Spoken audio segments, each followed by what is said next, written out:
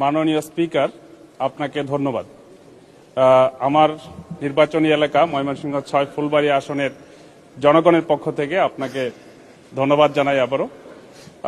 মাননীয় স্পিকার, আমাদের ফুলবাড়িয়া থেকে ময়মনসিংহ সদরের যে রাস্তাটি, এটি হচ্ছে 18 ফিট প্রশস্ত এবং এখানে প্রায় 1.5 শতাধিক বাস প্রতিদিন ঢাকায় যাতায়াত করে।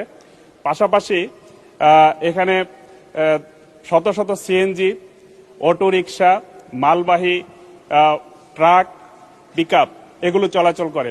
আমরা দেখেছি যে 10 মাইল এবং লক্ষ্মীপুর এলাকায় প্রতি মাসে 2-1টি দুর্ঘটনায় মৃত্যু এবং পঙ্গুত্ব বরণ করছে অসংখ্য মানুষ।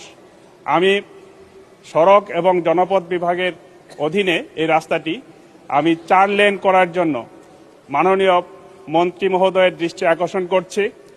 এই রাস্তাটি যদি প্রশস্ত হয় তাহলে এবং এই ফুলবাড়িয়া থেকে আসিম হয়ে বগারবাজার পর্যন্ত ত্রিশালের এই রাস্তাটি সংযুক্ত করে দেওয়া হয়, তাহলে দেখা যাবে প্রায় 40 কিলোমিটার রাস্তা ঢাকার সাথে কমে যাবে।